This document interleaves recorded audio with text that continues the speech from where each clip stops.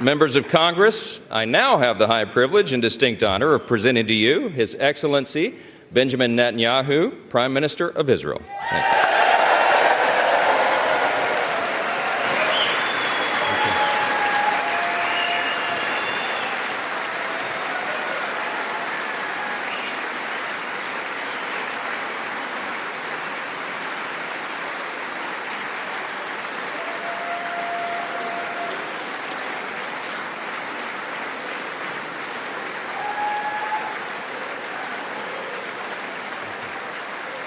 Thank you.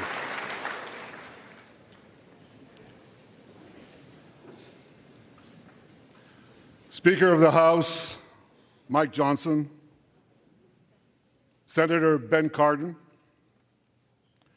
Minority Leader Hakeem Jeffries, Senate Majority Leader Chuck Schumer, Senate Minority Leader Mitch McConnell, Senators, members of Congress, distinguished guests. Mr. Speaker, I want to thank you for giving me the profound honor of addressing this great citadel of democracy for the fourth time.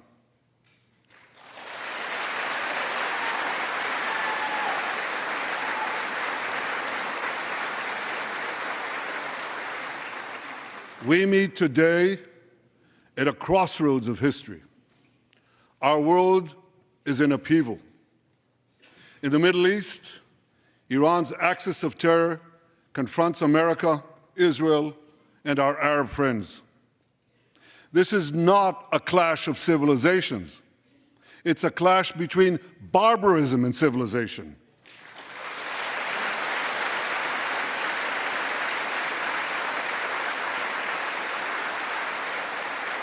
It's a clash between those who glorify death and those who sanctify life.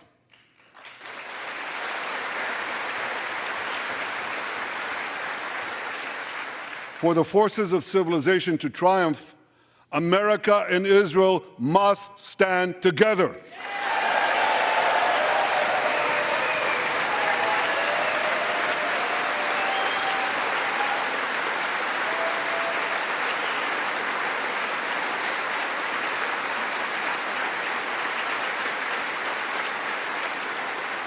Because when we stand together, something very simple happens. We win, they lose.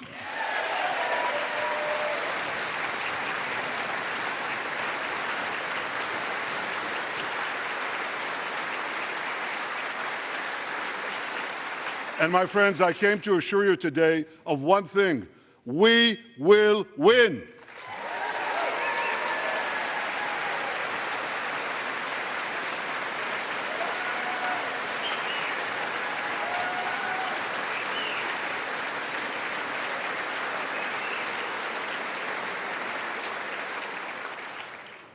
Ladies and gentlemen, like December 7th, 1941, and September 11th, 2001, October 7th is a day that will forever live in infamy. It was the Jewish holiday of Simchat Torah. It began as a perfect day, not a cloud in the sky. Thousands of young Israelis were celebrating at an outdoor music festival. And suddenly, at 6:29 a.m., as children were still sleeping soundly in their beds in the towns and kibbutzim next to Gaza, suddenly heaven turned into hell. 3,000 Hamas terrorists stormed into Israel. They butchered 1,200 people from 41 countries, including 39 Americans. Proportionately, compared to our population size, that's like 20 9/11s in one day. And these monsters, they raped women, they beheaded men, they burnt babies alive, they killed parents in front of their children, and children in front of their parents. They dragged 255 people, both living and dead, into the dark dungeons of Gaza.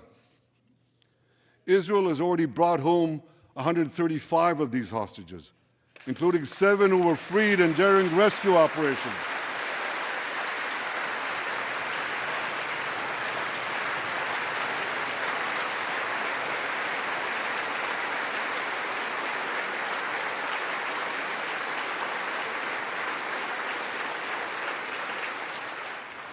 One of those freed hostages, Noor Gamani, is here in the gallery, sitting near my wife, Sarah. On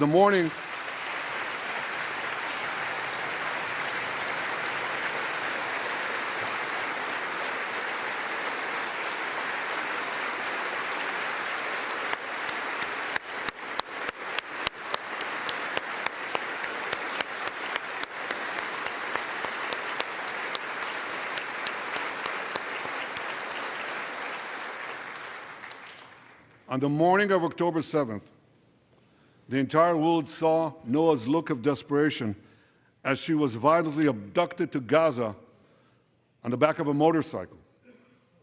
I met Noah's mother, Leora, a few months ago. She was dying of cancer. She said to me, "Prime Minister, I have one final wish. I wish to hug my daughter Noah one last time before I die." 2 months ago, I authorized a breathtaking commando rescue operation. Our special forces, including a heroic officer named Arnon Zmora, who fell in this battle, rescued Noah and 3 other hostages.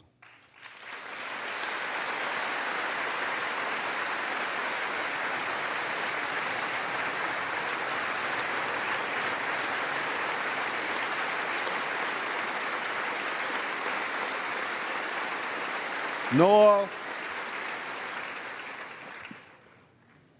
I think it's one of the most moving things. When Noah was reunited with her mother, Leora, and her mother's last wish came true. Noah, we're so thrilled to have you with us today. Thank you.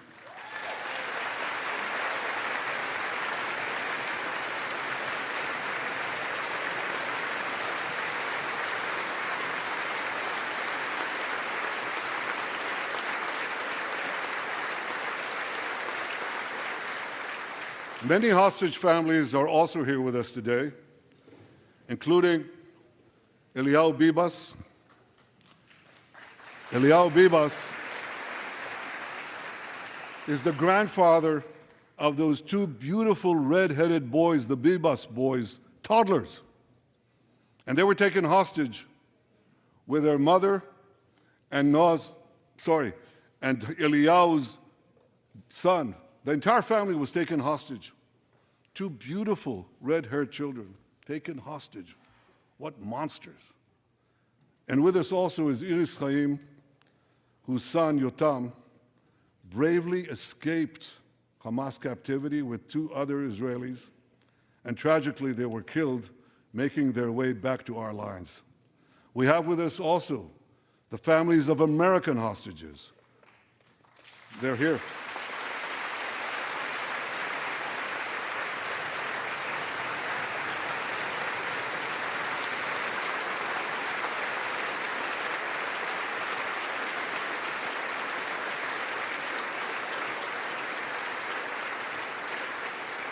The pain these families have endured is beyond words. I met with them again yesterday, and I promised them this: I will not rest until all their loved ones are home, all of them.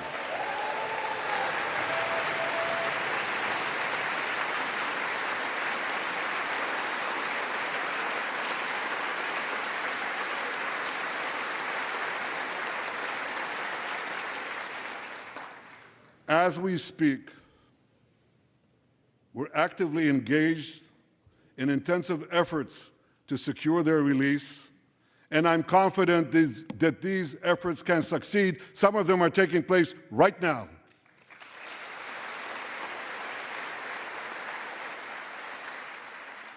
I want to thank President Biden for his tireless efforts on behalf of the hostages and for his efforts to the hostage families as well.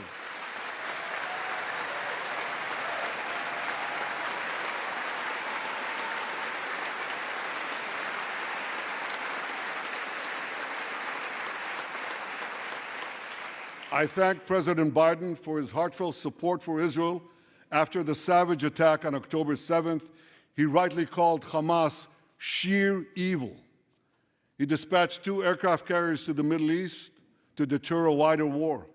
And he came to Israel to stand with us during our darkest hour, a visit that will never be forgotten.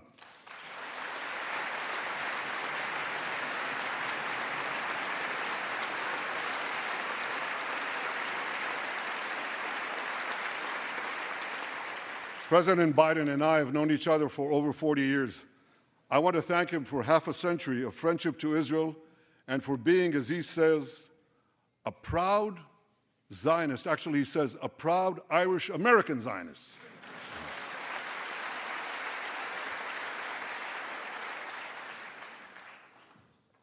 My friends, for more than 9 months, Israel's soldiers have shown boundless courage. With us today,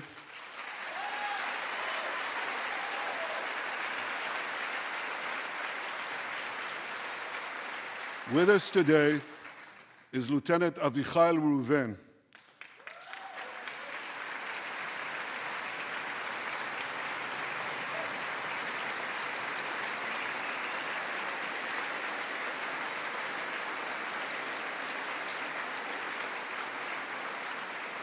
Avichai is an officer in the Israeli paratroopers. His family immigrated to Israel from Ethiopia. In the early hours of October 7th, Avichai heard the news of Hamas's bloody rampage. He put on his uniform, grabbed his rifle, but he didn't have a car. So he ran 8 miles to the front lines of Gaza to defend his people.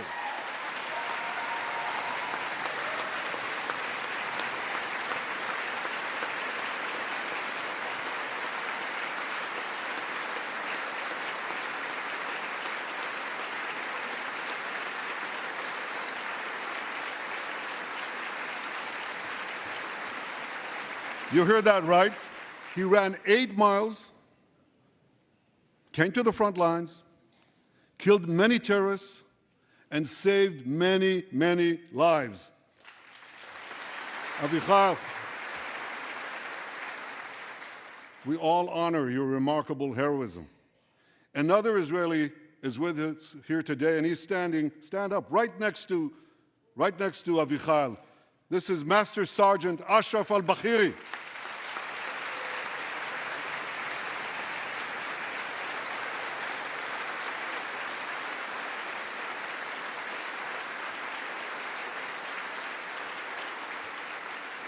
Ashraf is a Bedouin soldier from the Israeli Muslim community of Raat.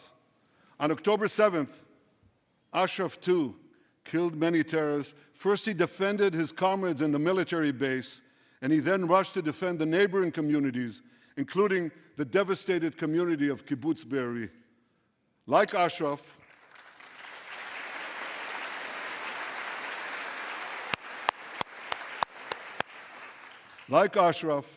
the Muslim soldiers of the IDF fought alongside their Jewish, Druze, Christian, and other comrades in arms with tremendous bravery.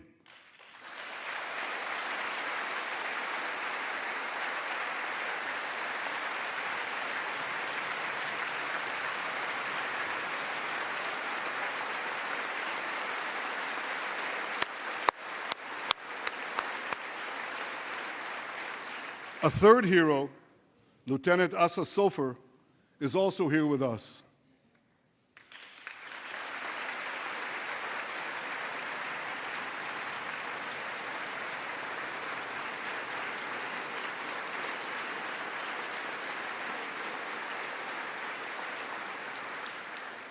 Asa fought as an officer in the Tank Corps, and he was wounded in battle.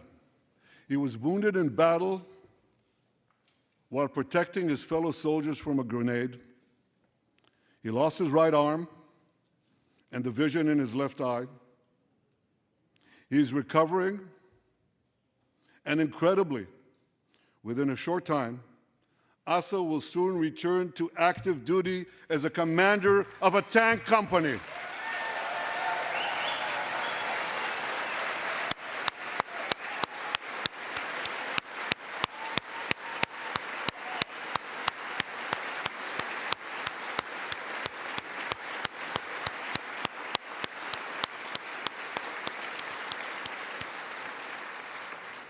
I just learned there is a fourth hero here, Lieutenant Jonathan Ben Chamo, who lost a leg in Gaza and continued to fight.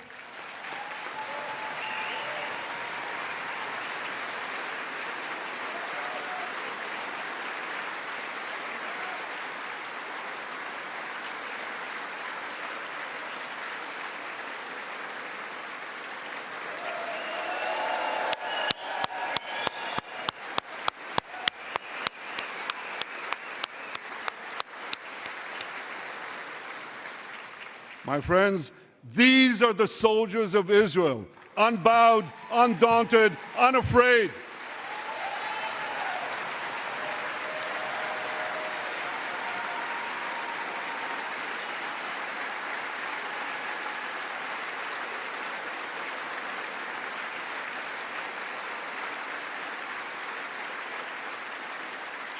As the Bible says, Am kelavi yakum. They shall rise like lions. They have risen like lions. The lions of Judah, the lions of Israel.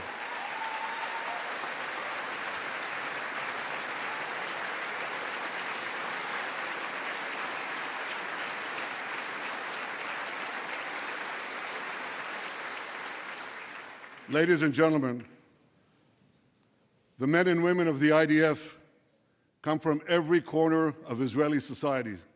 Every ethnicity, every color, every creed, left and right, religious and secular. All are imbued with the indomitable spirit of the Maccabees, the legendary Jewish warriors of antiquity. With us today is Yechiel Leiter, the father of one of those Maccabees. Yechiel's father escaped the Holocaust and found refuge in America. As a young man, Yechiel moved to Israel and raised a family of 8 children. He named his eldest son, Moshe, after his late father. Moshe became an exemplary officer in one of our elite commando units. He served with distinction for 2 decades while raising 6 beautiful children of his own. On October 7th, Moshe volunteered to return to combat. 4 weeks later, he was killed when a booby-trapped mine exploded in a tunnel shaft right next to a mosque. At his son's funeral, Yechiel said this: "If the state of Israel had not been established after the Holocaust, the image engraved in our collective memory would have been the photograph of that helpless Jewish boy in the Warsaw Ghetto holding his hands up in the air with Nazi rifles pointed at him. But because of the birth of Israel," Yechiel continued, "because of the courage of soldiers like my son Moshe, the Jewish people are no longer helpless in the face of our enemies."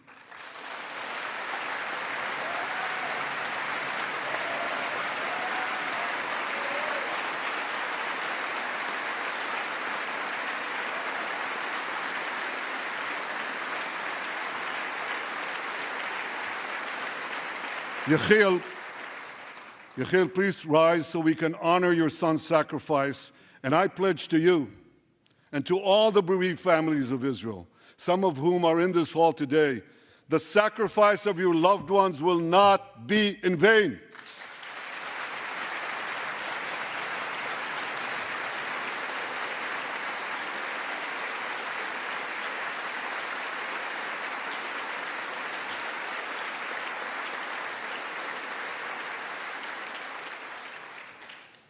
It will not be in vain because for Israel, never again must never be an empty promise. It must always remain a sacred vow. And after October 7th, never again is now.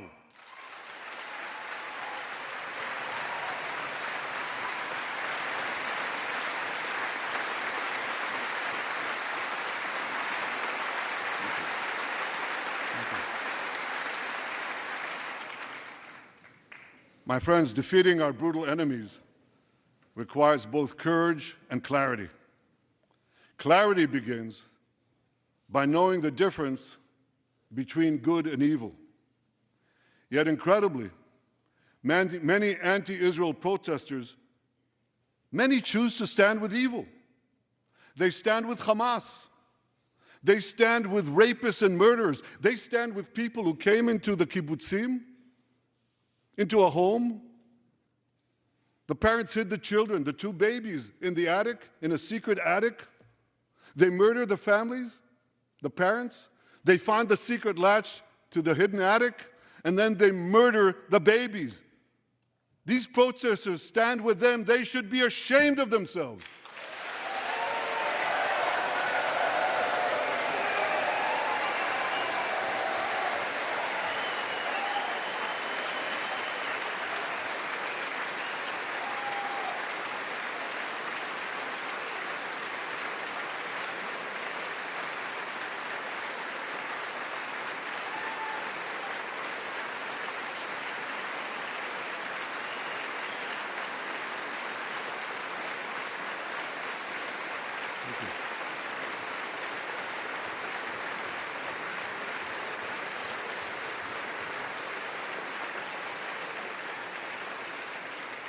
They refuse to make the simple distinction between those who target terrorists and those who target civilians, between the democratic state of Israel and the terrorist thugs of Hamas.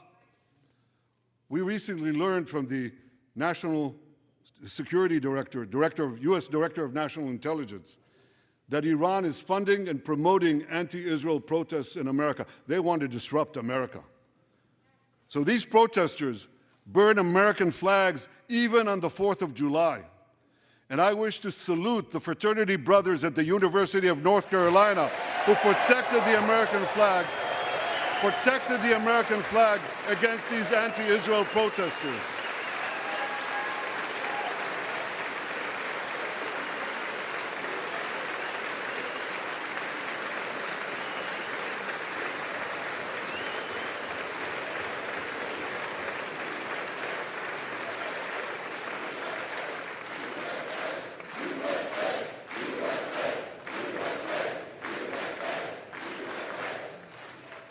For all we know, Iran is funding the anti-Israel protests that are going on right now outside this building.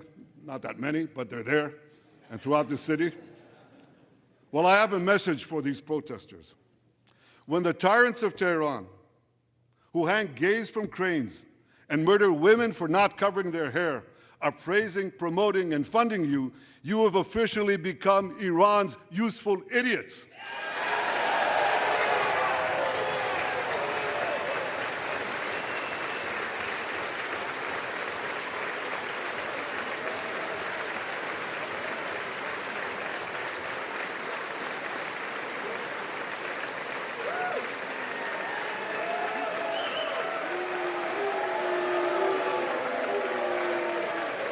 Some of these protesters, it's amazing, absolutely amazing. Some of these protesters hold up signs proclaiming gays for Gaza. They might as well hold up signs saying chickens for KFC.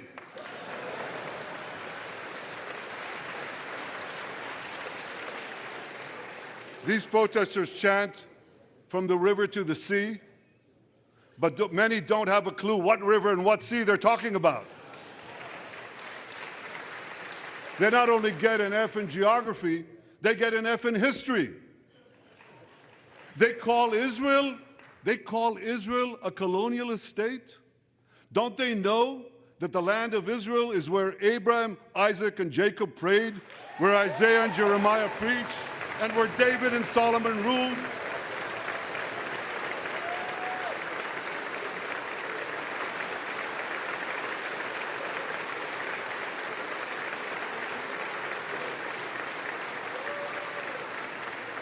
For nearly 4,000 years, the land of Israel has been the homeland of the Jewish people. It's always been our home. It will always be our home.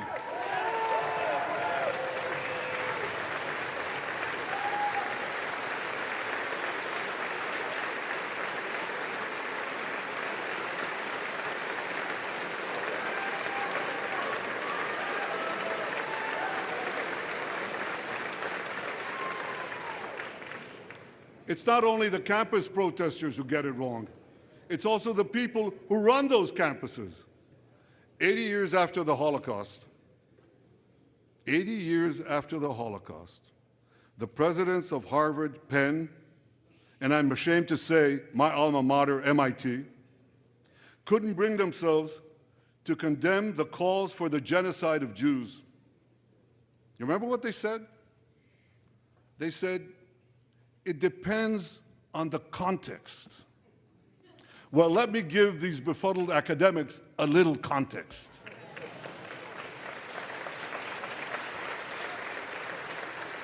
Anti-Semitism is the world's oldest hatred. For centuries, the massacre of Jews was always preceded by wild accusations. We were accused of everything from poisoning wells, to spreading plagues, to using the blood of slaughtered children to bake Passover matzahs. These preposterous anti-Semitic lies led to persecution, mass murder, and ultimately to history's worst genocide, the Holocaust. Now, just as malicious lies were leveled for centuries at the Jewish people, malicious lies are now being leveled at the Jewish state.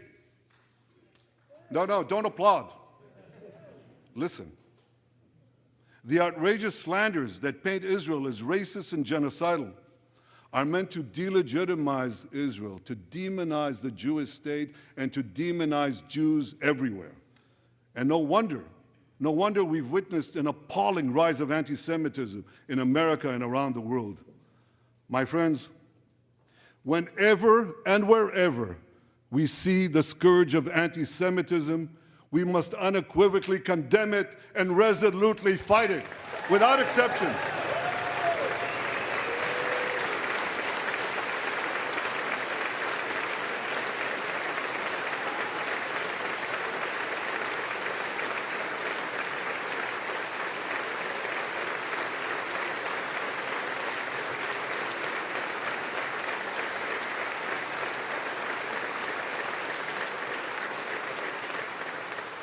And don't be fooled when the blood libels against the Jewish state come from people who wear fancy silk robes and speak in lofty tones about law and justice. Here's a case in point. The prosecutor of the International Criminal Court has shamefully accused Israel of deliberately starving the people of Gaza. This is utter, complete nonsense. It's a complete fabrication.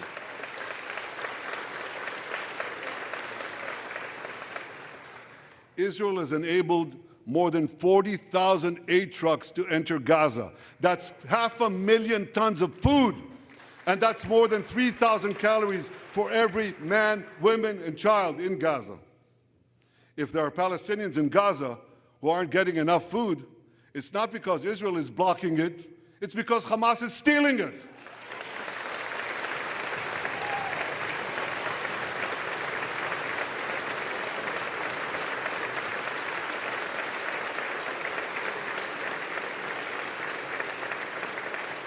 So much for that lie, but here's another.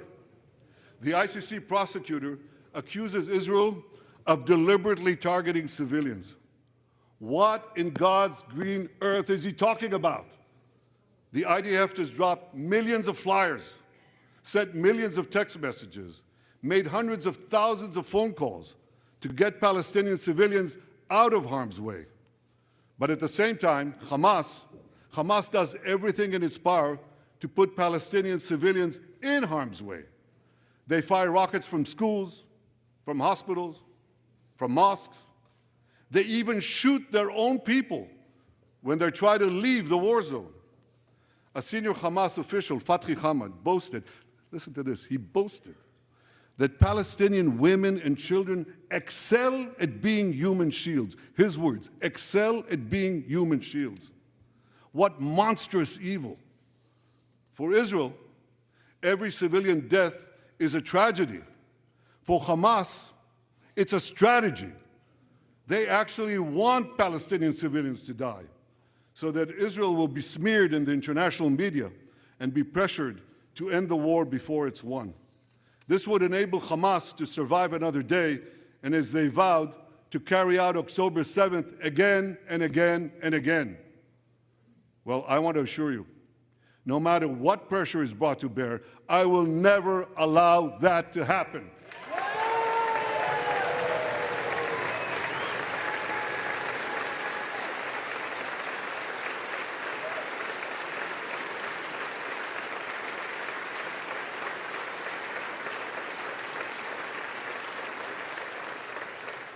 The vast majority of Americans have not fallen for this Hamas propaganda. They continue to support Israel. And I want to say thank you, America, and thank you, senators and House members who continue to support us, continue to support Israel, continue to support the truth and see through the lies.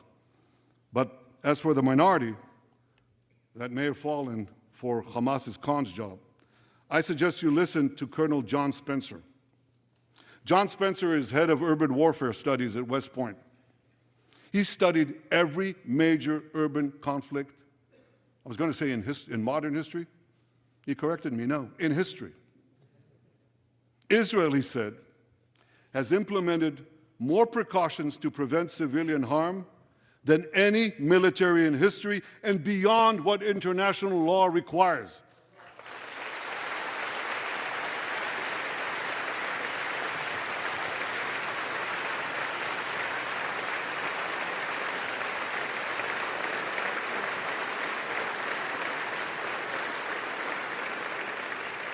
That's why, despite all the lies you've heard, the war in Gaza has one of the lowest ratios of combatants to non-combatants casualties in the history of urban warfare. And you want to know where it's lowest in Gaza? It's lowest in Rafah. In Rafah. Remember what so many people said? If Israel goes into Rafah, there'll be thousands, maybe even tens of thousands of civilians killed. Well, last week, I went into Rafah. I visited our troops as they finished fighting Hamas's remaining terrorist battalions. I asked the commander there, how many terrorists did you take out in Rafah? He gave me an exact number, 1,203. I asked him, how many civilians were killed? He said, Prime Minister, practically none, with the exception of a single incident where shrapnel from a bomb hit a Hamas weapons depot and unintentionally killed 24 people. The answer is practically none. You want to know why? Because Israel got the civilians out of harm's way, something people said we could never do, but we did it.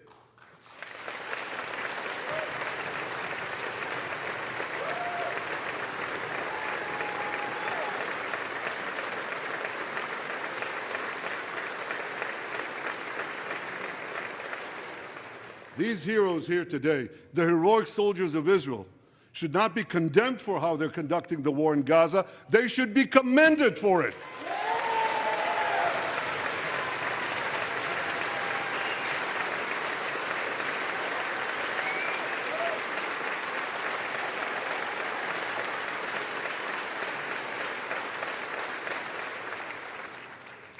I want to thank all of you here today who forcefully opposed the false accusations of the ICC and stood up for the truth.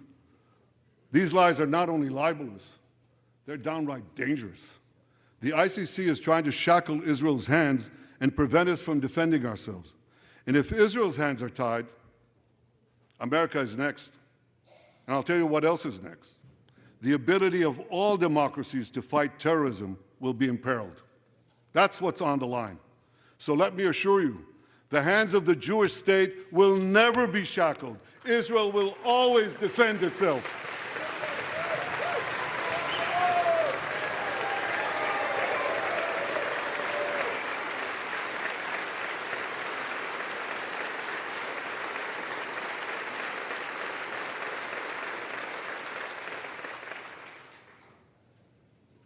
My friends, in the Middle East, Iran is virtually behind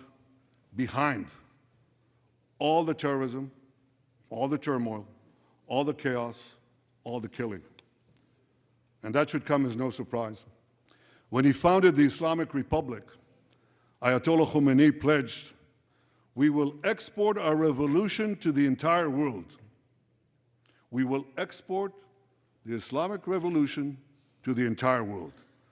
Now ask yourself, which country ultimately stands in the way of Iran's maniacal plans to impose radical Islam on the world? And the answer is clear. It's America, the guardian of Western civilization and the world's greatest power.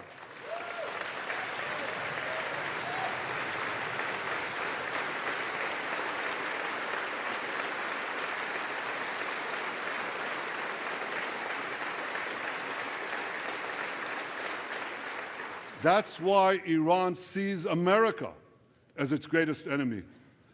Last month, we heard a revealing comment, ostensibly about the war in Gaza, but about something else.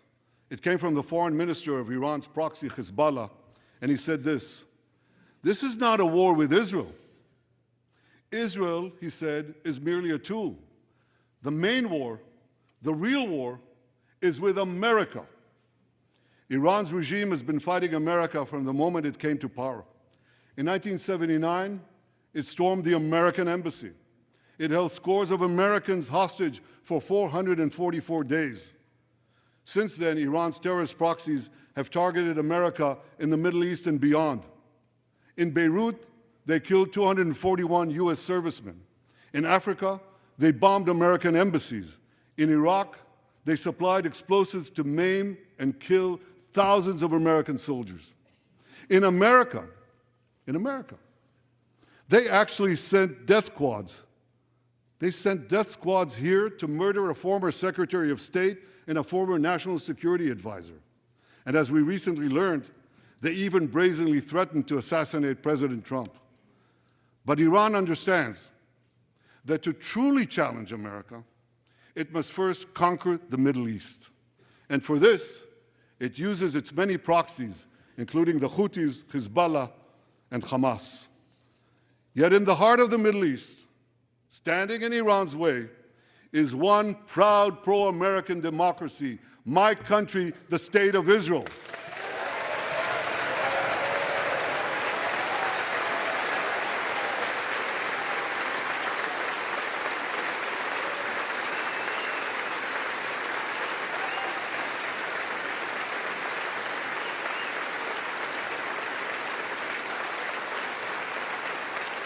That's why the mobs in Tehran chant death to Israel before they chant death to America. For Iran, Israel is first, America is next. So when Israel fights Hamas, we're fighting Iran. When we fight Hezbollah, we're fighting Iran. When we fight the Houthis, we're fighting Iran. And when we fight Iran, we're fighting the most radical and murderous enemy of the United States of America. And one more thing.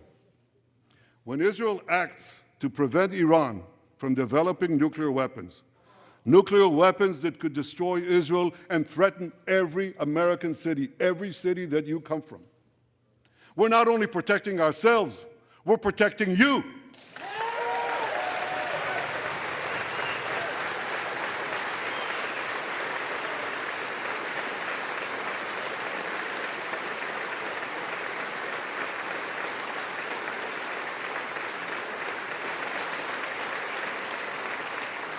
My friends, if you remember one thing from the speech, remember this: our enemies are your enemies.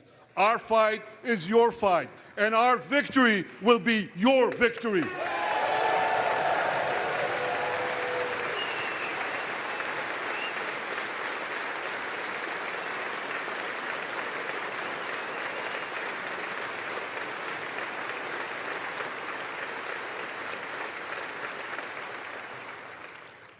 Ladies and gentlemen, that victory is in sight. Israel's defeat of Hamas will be a powerful blow to Iran's axis of terror. Another part of that axis, Hezbollah, attacked Israel on October 8th, a day after the Hamas attack. It has launched thousands of missiles and drones against us. 80,000 of our citizens in northern Israel evacuated their homes, becoming effectively refugees in their own land. We are committed to returning them home. We prefer to achieve this diplomatically. But let me be clear. Israel will do whatever it must do to restore security to our northern border and return our people safely to their homes.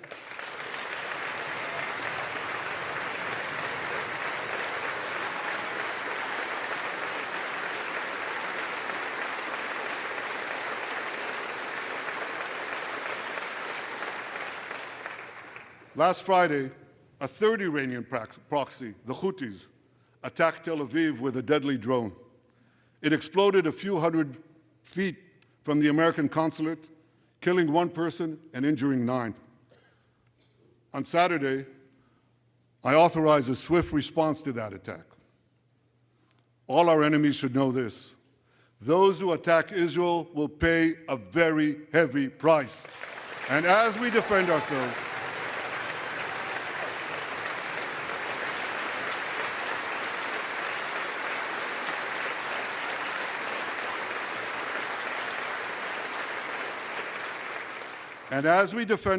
on all fronts, I know that America has our back.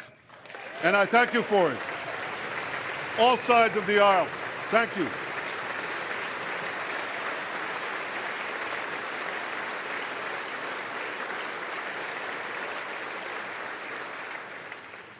My friends, for decades, America has provided Israel with generous military assistance, and a grateful Israel has provided America with critical intelligence that saved many lives. We've jointly developed some of the most sophisticated weapons on earth. I choose my words carefully. We've jointly developed some of the most sophisticated weapons on earth that help protect both our countries. And we also help keep American boots, we help keep Americans' boots off the ground while protecting our shared interests in the Middle East.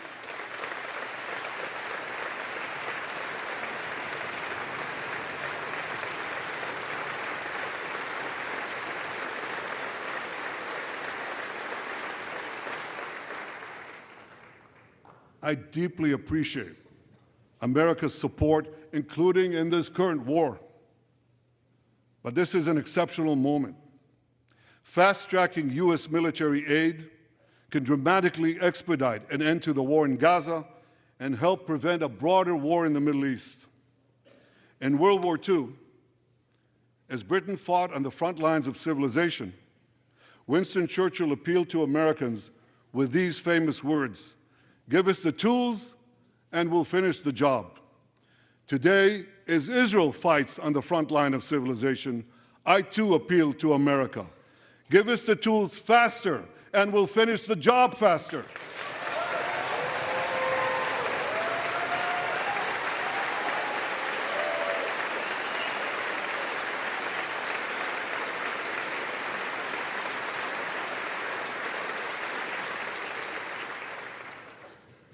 My dear friends, the war in Gaza could end tomorrow if Hamas surrenders, disarms, and returns all the hostages.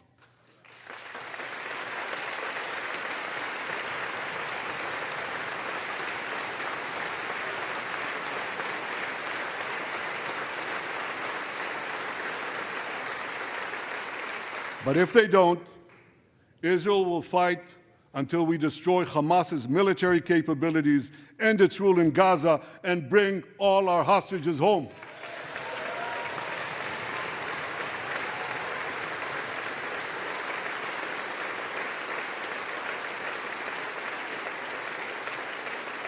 That's what total victory means, and we will settle for nothing less.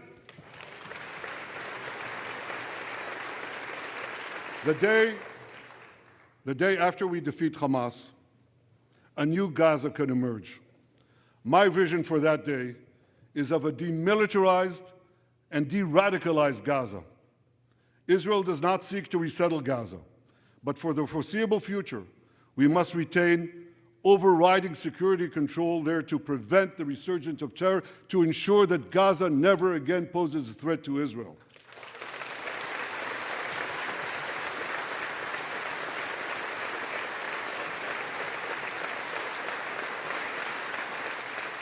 Gaza should have a civilian administration run by Palestinians who do not seek to destroy Israel. That's not too much to ask.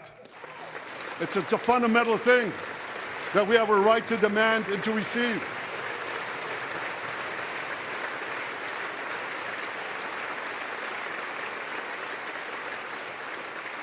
A new generation of Palestinians must no longer be taught to hate Jews, but rather to live in peace with us.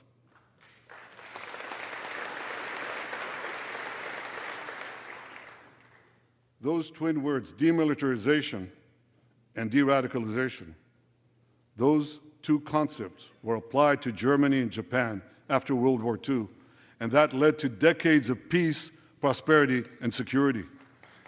Following our victory, with the help of regional partners, the demilitarization and de-radicalization of Gaza can also lead to a future of security, prosperity, and peace. That's my vision for Gaza.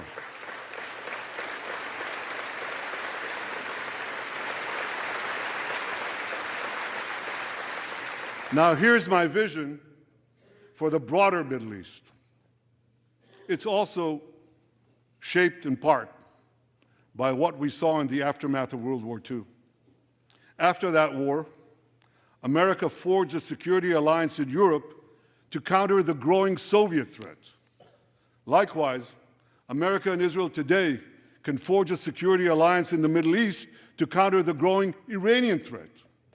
All countries that are at peace with Israel and all those countries who will make peace with Israel should be invited to join this alliance. We saw a glimpse of that potential alliance on April 14th. Led by the United States, more than half a dozen nations worked alongside Israel to help neutralize hundreds of missiles and drones launched by Iran against us. Thank you, President Biden, for bringing that coalition together.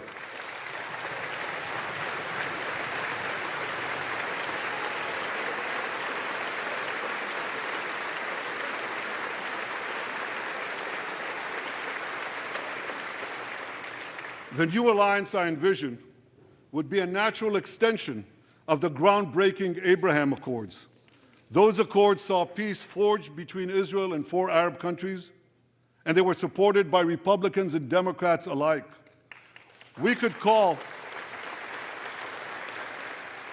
I have a name for this new alliance.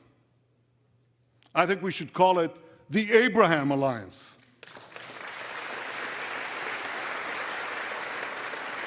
I want to thank President Trump for his leadership in brokering the historic Abraham Accords.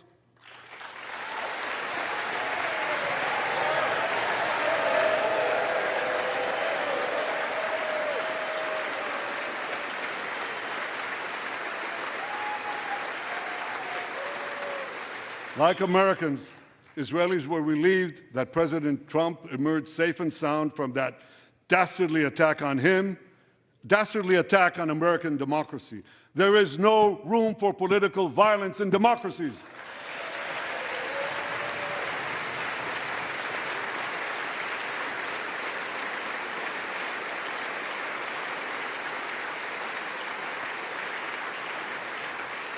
I also want to thank President Trump for all the things he did for Israel, from recognizing Israel's sovereignty over the Golan Heights, to confronting Iran's aggression, to recognizing Jerusalem as our capital and moving the American embassy there.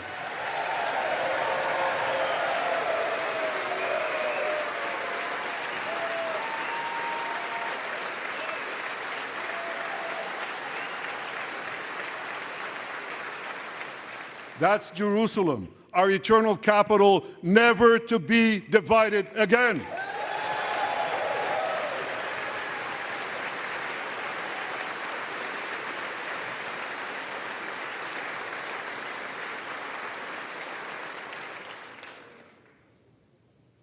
My dear friends, Democrats and Republicans, despite these times of upheaval, I'm hopeful about the future. I'm hopeful about Israel because my people, the Jewish people, emerged from the depths of hell, from dispossession and genocide. And against all odds, we restored our sovereignty in our ancient homeland. We built a powerful and vibrant democracy, a democracy that pushes the boundaries of innovation for the betterment of all humanity. I'm hopeful about America because I'm hopeful about Americans. I know how much the people of this country have sacrificed to defend freedom. America will continue to be a force for light and good in a dark and dangerous world. For free peoples everywhere, America remains the beacon of liberty its extraordinary founders envisioned back in 1776.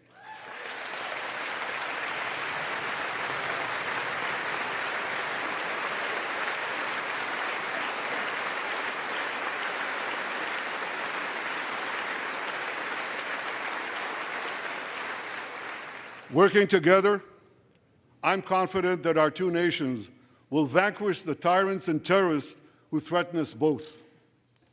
As Israel's Prime Minister, I promise you this: no matter how long it takes, no matter how difficult the road ahead, Israel will not relent, Israel will not bend.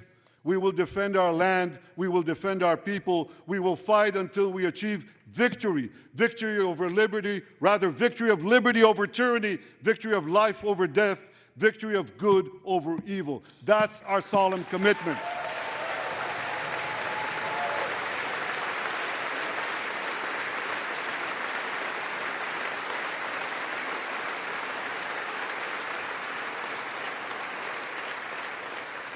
And we will continue to work with the United States and our Arab partners to transform a troubled region from a backwater of repression, poverty, and war into a thriving oasis of dignity, prosperity, and peace.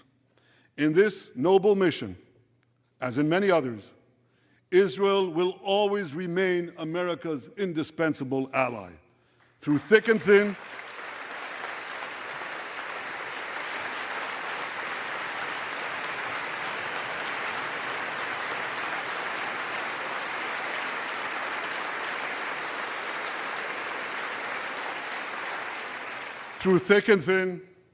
in good times and in bad, Israel will always be your loyal friend and your steadfast partner.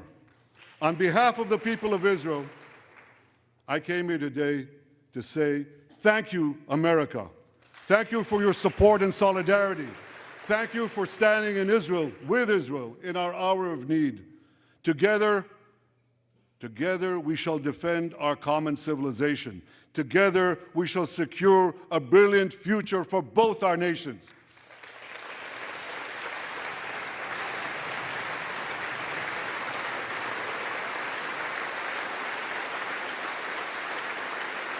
May God bless Israel, may God bless America, and may God bless the great alliance between Israel and America forever.